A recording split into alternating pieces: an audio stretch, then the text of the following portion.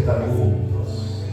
En esta semana hubo muchos actos por el Día del Maestro, por todo lo que tiene que ver con las escuelas, ¿no? La educación.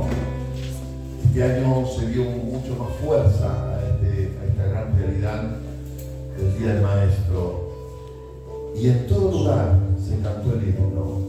Y en todo lugar se cantaron canciones patrias, porque está implícito. Así que nunca te dé timidez elevar tu voz y cantar como cantan los jugadores de fútbol, que lo hacen muy bien, ¿no? Me gusta cómo lo hacen. ¿Viste cuando cantan el himno? Bueno, así cantamos al Señor con esas ganas. ¿Qué le parece? ¿Será así o no? ¿Tiene que ser así o no? Sí, tiene que ser así. Es mucho más. Ningún instrumento, ningún sonido, nada debe achicar la fuerza de tu ser adorando y alabando al Señor, como hemos escuchado. Amén. Él es digno. Diga conmigo, el Señor es digno de mi adoración. Amén. Tome asiento, por favor. Damos gracias, bienvenidas, bienvenidos a aquellos que están por primera vez, quizás por segunda vez. Gracias por estar, gracias por venir, gracias porque algunos ya, van recibiendo la sanidad de haber estado toda una semana gripados, con todo lo que trae el frío, ¿no? Veo que no hay que descuidarse el frío, ¿no? Y queremos también agradecer a los hermanos que han terminado de colocar el calefactor para los niños. Porque Mar del Plata es así, no te puedes descuidar, tenés que cuidar tu salud y tenemos que cuidar, estar bien, estar cómodo. No queremos lujo, como siempre decimos, sino que usted esté cómodo, que usted esté bien, que tenga todo lo necesario para estar relajados, tranquilos y recibir la palabra del Señor. ¿Cuántos dicen amén? Amén. Recibir la palabra.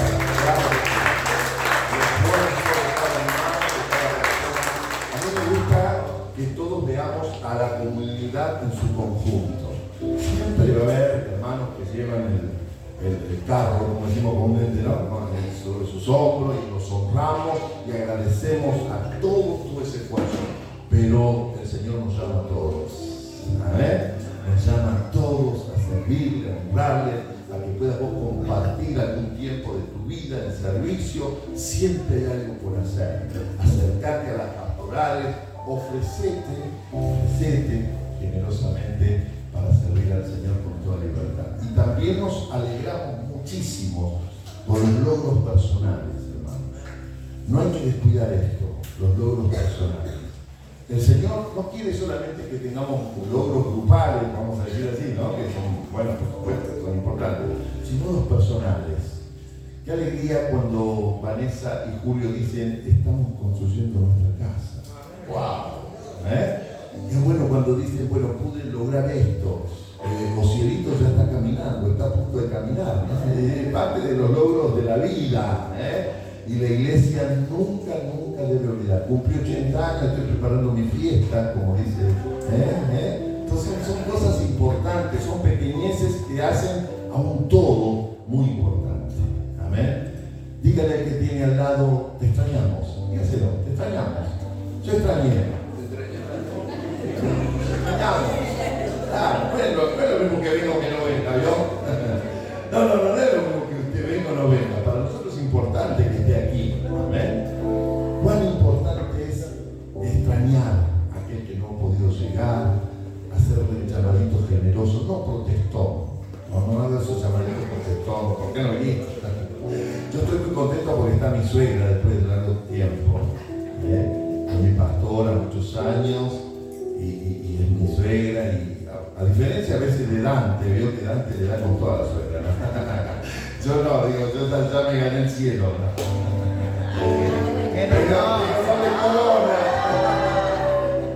Yo la quiero muchísimo, mi suegra, y estoy muy feliz de que ella llegó, se decidió, no es fácil traerla al sur, queríamos que esté un tiempito más aquí con nosotros, en los días más lindos, y de alguna manera estamos juntos. Y de que fue también a trabajar allá, acompañarle, y de alguna manera pudimos llegar a la semana. Muchos hermanos están viajando, otros están con otras actividades, pero la iglesia ora por todos. Ahora estás vos, estoy yo, estamos aquí delante de la cena del Señor y ahora vamos a escuchar su palabra. Hijo de Dios, recibe todo el honor y toda la gloria. Queremos oír tu voz, la voz del Espíritu de Dios hablándonos a través de tu palabra. Unge a tu siervo que nos trae tu palabra en esta mañana y haz que tu gloria brille en este lugar. Recibimos con un cálido aplauso a Diego, quien nos trae la palabra.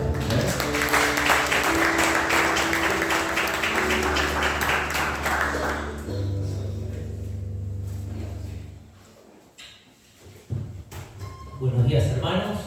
Que Dios los bendiga grandemente en este domingo, que estamos nuevamente en su casa. Y se extraña cuando uno no viene, es verdad. Cuando uno no está en su casa. Y se extrañan los hermanos, se extraña también este momento que compartimos, justamente en comunión, en comunidad con el Señor. Como siempre decimos, estamos en el mejor lugar, en su casa. Damos gracias al Señor porque también nos regala este nuevo día de vida, y también le damos gracias porque podemos estar. Qué importante poder estar, y qué importante poder estar cuando conmemoramos y cuando celebramos la cena del Señor, la mesa del Señor que nos ha preparado. Y la última reunión tuvimos una palabra de parte del evangelista, del hermano Oscar, poderosísima palabra, y quedaba esto en mi mente y en mi corazón cuando el hermano Oscar decía que fuimos criados, que nacimos para solamente escuchar la voz de nuestro Creador y no la voz de muchas veces del enemigo. Que la voz del enemigo, como sabemos, puede venir de distintas partes, de distintas situaciones también que atravesamos. Vieron que muchas veces, y sobre todo en pandemia, que estábamos todos encerrados en nuestras casas, muchos nos miramos al espejo y se decía la frase, bueno, acá estamos. Y a veces uno se da cuenta que con sus pensamientos, con sus cosas que va tejiendo en su cabeza y que el enemigo aprovecha, justamente pasamos a ser nosotros nuestros propios enemigos. ¿Cómo sucede? Y sí, sucede que pasamos a ser nuestros propios enemigos. Nos vemos al espejo, nos reconocemos, pero tenemos muchas cosas en la cabeza. Por eso esa palabra fue poderosa, porque tenemos que pensar en esto, que fuimos creados para escuchar la voz de nuestro Señor, únicamente la voz de nuestro Señor, como fue David a derrotar a Goliat, sin escuchar todas las voces, él fue escuchando al Señor. Así tenemos que nosotros vivir la vida de un cristiano. También pensaba en la mesa del Señor, en la Santa Cena. Y bien, bueno, ¿usted le prestó atención cuando celebramos? ¿Le prestó atención? ¿Presta atención a la mesa? ¿Presta atención a la preparación de la mesa? Hace muchos años, diaconisa Magali la prepara. Fíjese el mantel, la copa, las uvas. Y sabemos que es una mesa que tiene su simbolismo, pero no tiene cualquier símbolo, sino tiene símbolos sagrados para nosotros, para los cristianos. Está la copa de vino que representa la sangre derramada en la cruz. Está el pan que representa su cuerpo. Están las uvas como decoración, también representando ese jugo de la vid. Y para decorar, para hermosear, está ese mantel, los vasos preparados para que todos juntos compartamos esa mesa. Y ¿sabe qué es importante la preparación de la mesa? Porque es una ofrenda de amor para el Señor. Preparar la mesa, conmemorar la Santa Cena, es una ofrenda de amor para el Señor, es una ofrenda grata. porque justamente estamos haciendo algo que nos pidió, estamos haciendo memoria. Y si nos ponemos a reflexionar y a pensar un poquito acerca de esta mesa, en esta mesa aquí empezó todo, hermanos. Hoy estamos aquí por esta mesa. Por eso es importante y por eso se pone énfasis que cuando celebramos la Santa Cena, usted pueda venir, usted pueda participar, porque no es cualquier mesa, sino es la mesa que el Señor nos preparó primero. Cuando uno lo invita a una casa, si a mí me invitan a una casa a comer, voy a esa casa y voy contento. Y voy agradecido porque digo, bueno, mi amigo, mi familia, mi hermano pensó en mí, me está inventando a almorzar, a cenar, así que voy contento y voy a compartir. ¿Cuánto más venir a compartir de la mesa del Señor? Que como decimos, Él preparó primero. Y en esto quería hablar, profundizar un poquito. Vaya viendo su Biblia en Mateo capítulo 24, porque vamos a hablar un poquito sobre esto, sobre la mesa. Saben que la palabra nos dice que muchas veces, en muchas ocasiones, en muchas circunstancias, tenemos que ser como los niños. Y yo siempre veo y presto atención, y cuando se está armando la mesa, y cuando se va a preparar la mesa, siempre un niño se acerca a la mesa. Siempre se acerca a ver la mesa, a ver qué hay. A ver, está la copa. Los más chiquitos, a mí los más chiquitos, ¿y qué les llama la atención? Las uvas. Y vienen y quieren agarrar ese racimo de uva. A ver ese racimo de uva, porque obviamente a un pequeño niño le llama la atención ese racimo de uva. Y así tenemos que ser, en ese sentido, como los niños. De que cuando se arma la mesa, tenemos que no solo participar, sino prestar atención. Como le dije, vaya viendo su Biblia en Mateo 24, porque en esta mesa el Señor nos anunciaba el nuevo pacto.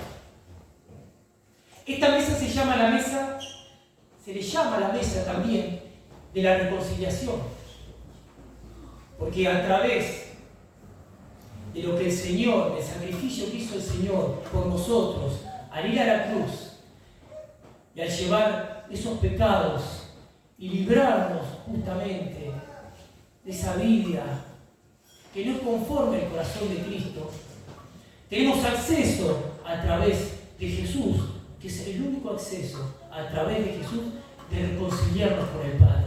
Por eso se llama la mesa de la reconciliación. También se le llama la mesa del amor, porque justamente la entrega del Señor a la cruz por nosotros fue el acto de amor más grande que tuvo la humanidad. No va a haber acto de amor más grande que la entrega del Señor en esa cruz, esa sangre derramada. No va a haber. Por eso también se le llama la mesa del amor. Y también se le llama la mesa de la misericordia y la mesa de la gracia. Porque el Señor tuvo misericordia y tuvo gracia con nosotros al mandar a su Hijo, a mandar al Salvador para que nosotros tengamos una nueva vida y vida eterna en Él. Y también es la mesa del perdón, porque nos podemos acercar y podemos pedir perdón a Dios por nuestros pecados, por nuestros errores, por nuestras transgresiones. Y también nos dice que si estamos en conflicto con el hermano, también antes de venir a la mesa nos podemos perdonar.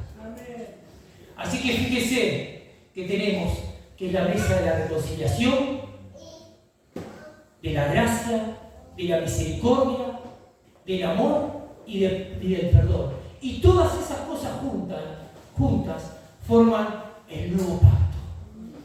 Lo que el Señor dio a conocer aquella noche que juntó a sus discípulos en esa última cena, como se la conoce. Y dijo que ahí estaba esa copa de jugo de la vid, de vino, que iba a representar su sangre derramada en la cruz. Y con esa sangre derramada en la cruz iba a sellar ese pacto. Que estaba el pan, que iba a ser partido y ese iba a ser su cuerpo entregado. Y nos presenta el nuevo pacto. ¿Y qué hace el nuevo pacto sellado con su sangre? La nueva vida que toda la humanidad podía tener en ese acto. A partir de ese momento cambia la historia de la humanidad. Cambia la historia del hombre caído para tener redención en el Señor. Así que el Señor nos ofrece ese nuevo pacto, esa nueva vida. Por eso me ponía a pensar y a meditar que en esta mesa empezó todo. Sin esta mesa hoy no estaríamos aquí. La mesa del Señor, la mesa del nuevo pacto. Y claro, el Señor dijo esa noche dos cosas fundamentales. Dijo varias, porque justamente fue una cena y estuvo hablando con sus discípulos. Estaba Judas, el que lo iba a traicionar.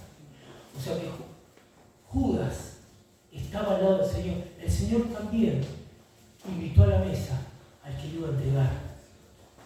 Si eso no es amor, ¿qué es amor?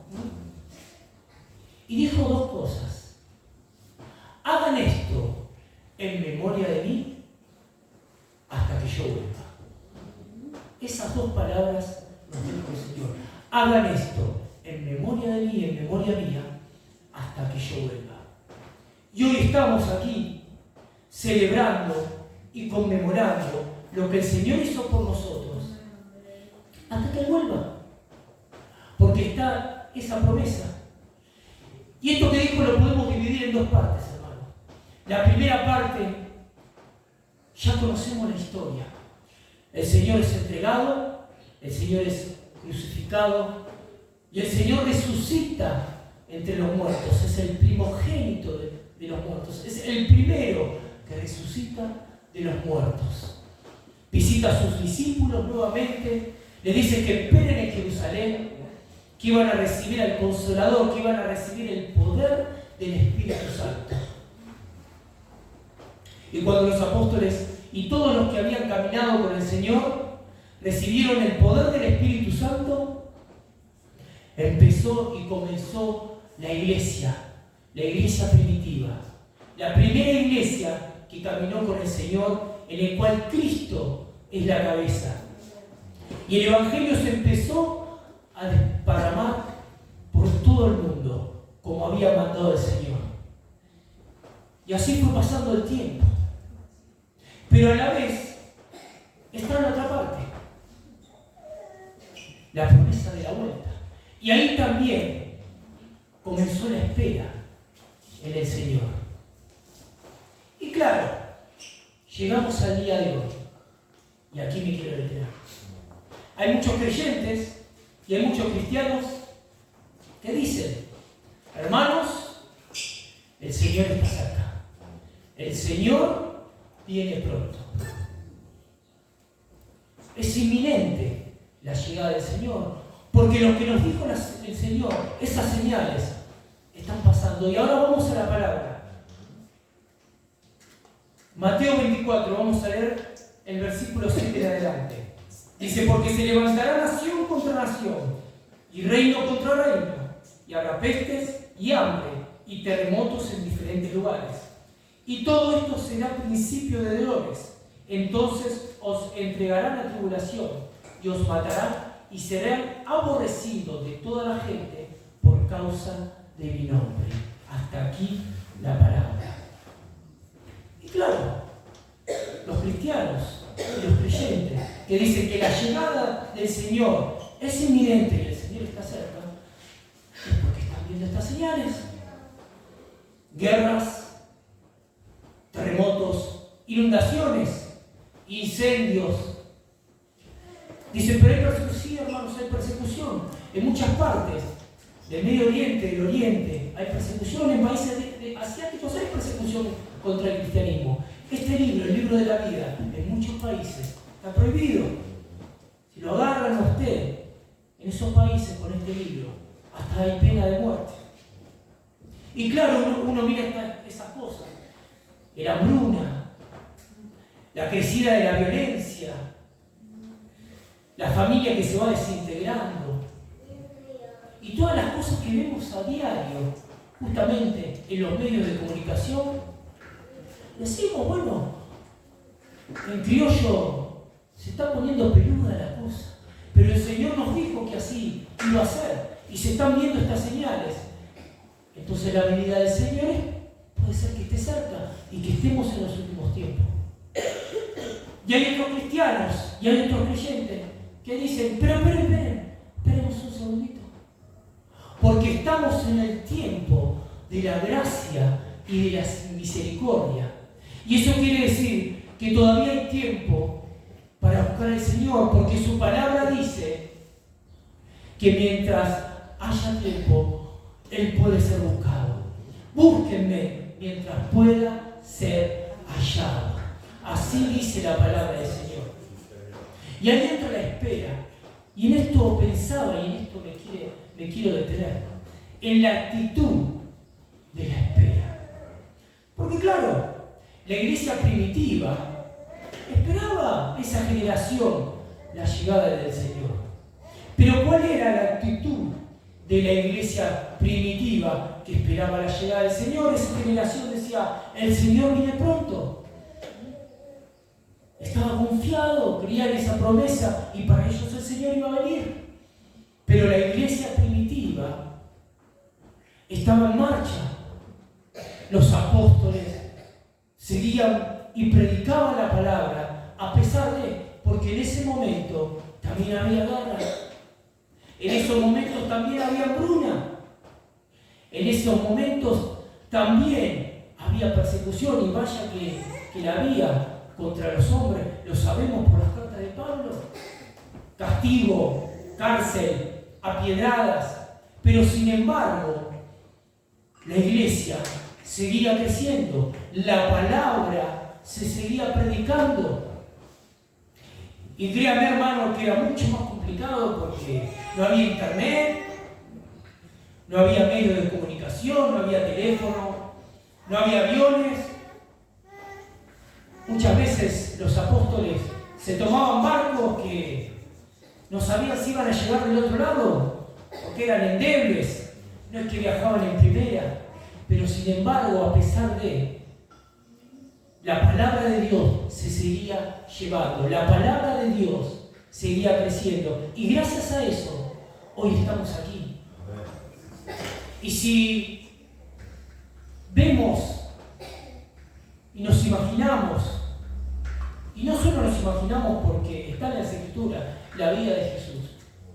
Cuando Jesús vino, caminó entre nosotros, Él siempre supo que venía a cumplir la voluntad del Padre. Y mucho nos dicen las Escrituras acerca de Jesús de niño, pero sí nos hace una referencia que cuando era niño pasaba muchas y muchas horas en los templos, en la sinagoga, hablando de la palabra, porque claro, ya tenía la autoridad desde muy pequeño, iba creciendo su ministerio, y su ministerio crecía, y el Señor iba predicando la palabra de muy niño, y todos estaban maravillados porque veían esa autoridad y ese conocimiento de la palabra, hasta que el Señor fue bautizado por el Espíritu Santo, y sabía que la hora se acercaba, sabía que el cumplimiento de la palabra se acercaba y que tenía que hacer la voluntad de su Padre. Pero sin embargo, eso no lo detuvo en su ministerio, sino todo lo contrario. Siguió predicando la palabra, siguió sanando enfermos, siguió liberando a mucha gente de demonios, siguió estando y haciendo discípulos. No lo detuvo en ningún momento ese tiempo que iba a llegar. Al igualmente que la iglesia primitiva, que esperaba la llegada de Cristo, nunca se detuvo. Y en esto pensaba en la actitud que debemos tomar y tener nosotros en cuanto a la espera.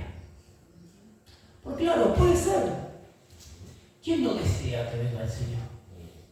Yo les confieso que al principio me asustaba un poco. Cuando era nuevo en los caminos, viene el Señor. Me asustaba. Pero después una vez llegó el Señor, obviamente, el Espíritu, tocó mi corazón y dije, no, pero si viene el Señor, se terminan las obras del enemigo. Se terminan las guerras, se termina el mal, se termina el sufrimiento. Justamente lo que habla el Señor, si llores, se crujir de dientes. Se terminan muchas cosas, hermanos, y estamos con el Señor en esa vida eterna, en ese paraíso. Y ahí me empezó a agradar la idea. Y empecé a desear, y deseo de todo corazón que venga el Señor por su iglesia, por su novia. Deseo esa promesa. Pero en el mientras tanto, ¿qué actitud tenemos que tener como cristianos? ¿Qué actitud de espera? Porque es espera, pero en realidad es una actitud del movernos en el obrar del Espíritu Santo. Y en eso nosotros tenemos que hacer foco. Yo sé que estamos rodeados. Nos pasó el domingo pasado. Vieron que cuando hay elecciones nos inunda la política. Nos inunda la radio, la televisión, salís a la calle, las boletas, en el auto, en la puerta, y se habla de la política, del rumbo del país, y se habla. Y nos empezamos a hacer la magia. Nos empezamos a hacer la cabeza, claro. Porque los afanes de la vida, como nos decía el hermano Martín, nos envuelven, nos empiezan a envolver los afanes de la vida. Pero eso en eso que nos agarra, esos afanes y que la política y el rumbo del país y todo que nos pasa, y aparte es parte de nuestra idiosincrasia como argentinos, nos olvidamos que primeramente somos hijos de Dios. Nos olvidamos que nosotros ya tenemos una ciudadanía prometida, tenemos una tierra prometida, que justamente el Señor fue a preparar morada. No nos tenemos que desviar en lo que sabemos como hijos de Dios, en esa verdad. No tenemos que dejar de decir esas verdades a los que no conocen al Señor. Que si nosotros, siendo cristianos, y conocemos esas verdades, nos agarran esos afanes de la vida y nos dejamos muchas veces enroscar con esos pensamientos del enemigo, yo tengo que decir y tenemos que decir, yo soy hijo de Dios primero. Yo nací y nacimos para escuchar la voz de Dios. Yo ya tengo una tierra prometida, ya tengo una morada, y en el mientras tanto, en esa espera, tenemos que seguir predicando su palabra. Tenemos que seguir reflejando el amor de Dios. Tenemos que seguir dando un mensaje de fe y de esperanza. Porque los mensajes de fe, hermanos, y de esperanza se dan en los momentos difíciles. Por eso la fe puesta en Dios. Por eso la fe y la esperanza puesta en Cristo. Porque se dan momentos difíciles, se dan momentos adversos, se dan momentos de enfermedad, se dan momentos de lucha, se dan momentos de escasez. Ahí está el poder del mensaje de Cristo.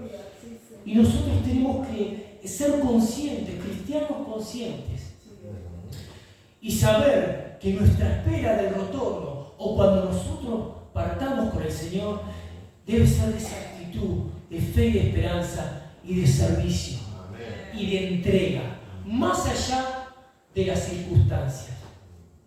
Pensando esto y recordando esto, meditando en esta palabra, vino algo a memoria. Ayer a la noche a la madrugada, estaba descansando y me desperté y vino esto a memoria, que justamente está referido a la actitud de la espera. Y escuche bien, yo ayer a la noche, no sé qué hora era, ¿por qué me estoy acordando de esto ahora? Me lo había medio olvidado. Hace muchos años, yo trabajaba en una fábrica de chacinados. Era jovencito, empecé a los 20, 21 años. Y claro, empecé en verano, una temporada, había arrancado en diciembre, había mucho trabajo. Trabajaba, pero casi de lunes a lunes, 14 horas por día. Diciembre, enero, febrero, casi hasta marzo. Todos los días trabajaba. Llegó el invierno, y el invierno, como muchas actividades, bajaba el trabajo, bajaba la cantidad de horas, y entonces trabajábamos de 7 de la mañana a 4 de la tarde. Y claro, el invierno pasa, y suele pasar cuando hay temporadas bajas, los que han trabajado en la industria o en los fabriles, en las fábricas, saben que las cosas se manejan por temporada, y cuando baja la temporada de algo, baja el trabajo, baja las horas. Entonces en invierno, los días de invierno, muchas veces terminábamos de trabajar antes. Por ahí terminábamos media hora, 40 minutos antes de trabajar.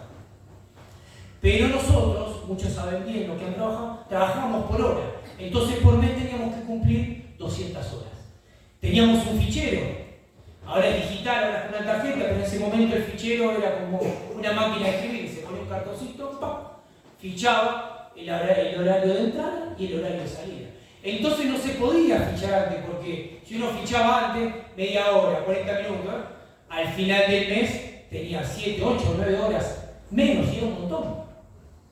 Entonces existía la posibilidad que si terminábamos antes, podíamos ir arriba, donde teníamos nuestro descanso, donde nos cambiábamos todo, y esperar ahí esa media hora y esos 40 minutos hasta fichar. Así que ahí, yo era nuevito, entonces cuando uno es nuevo, siempre sigue al rebaño, sigue a lo más grande, a los que más años están. Entonces yo veía ahora, yo subía con todo. Pero había un empleado que se llama Beto, que era el deshuesador. Se encargaba de deshuesar pollo y desgrasar la carne. Era una máquina, hermanos. Era una máquina. Deshuesaba en una hora algo así de 200 kilos de pollo. Con una precisión, nunca más vi ni en la tele ni a un cocinero esa técnica que tenía él, una precisión terrible. Y ese hombre, cuando todos nos íbamos arriba a esperar esa media hora, 40 minutos, tomando un mate, hablando, él se quedaba y agarraba su cuchillo de afilar el cuchillo que tenía para deshuesar pollo, agarraba su piedra y se lo ponía a afilar. Agarraba su cuchilla, piedra, se la ponía a afilar, se dejaba su cuchilla, su piedra, tenía una mesa grande de acero inoxidable. Después iba a la cámara de frío, había un montón de pollos en canastos de madera, desarmaba los canastos y ponía todos los pollos, pollo por pollo, en había unos carros que entraban muchos pollos con ruedas también de acero inoxidable, y se ponía todos los pollos, los dejaba ahí al lado de la cámara, se dejaba todo listo. Y ahí ya era la hora, y así subía y fichaba.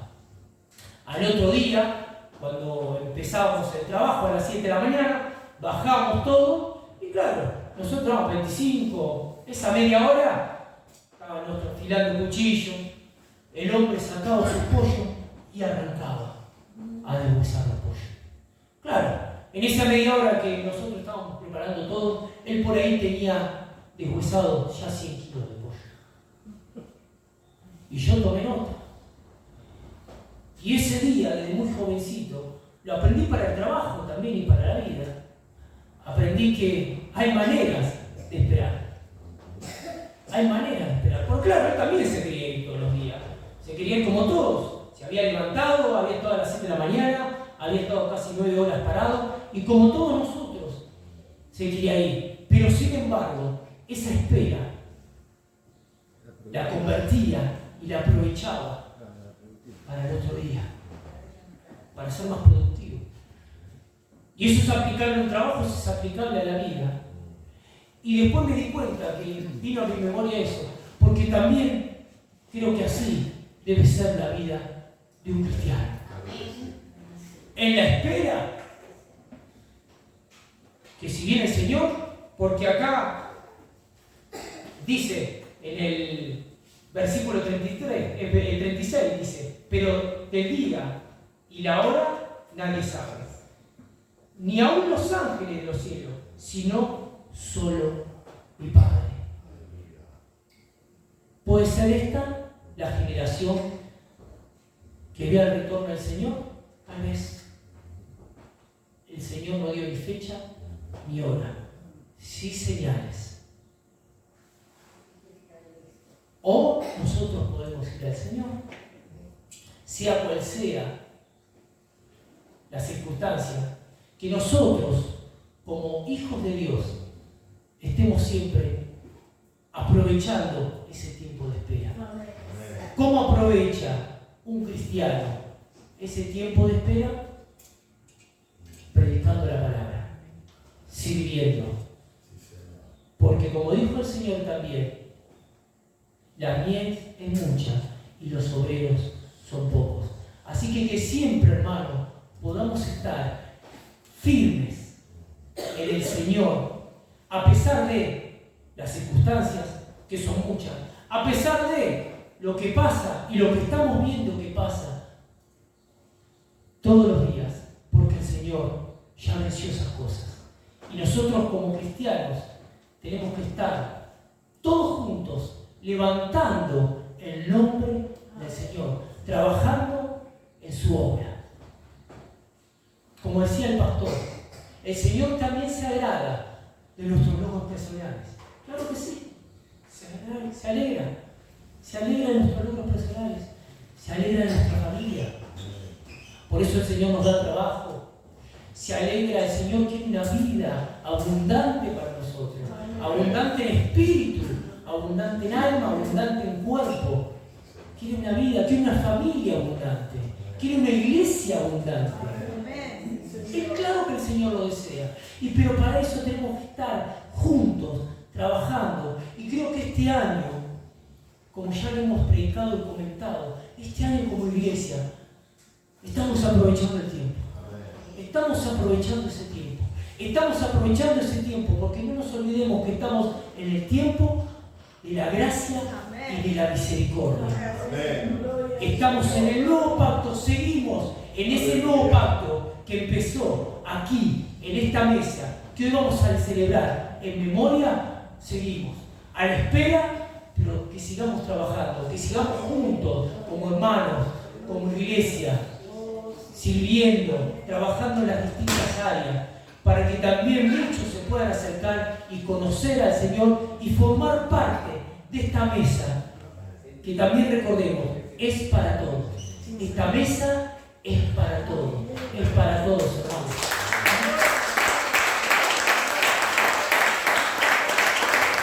Por eso la importancia de venir, de celebrar y conmemorar la Santa Cena. Por eso la importancia de que estemos todos juntos en comunión, bebiendo de esa copa y comiendo de ese pan. Así que, hermanos, que Dios los bendiga grandemente, que esta palabra haya sido de bendición para sus vidas y que en esta última recta del año que queda, estos pocos meses, podamos seguir caminando juntos, sirviendo con fe, con gozo, con esperanza, a pesar de, como siempre decimos. Así que Dios los bendiga grandemente.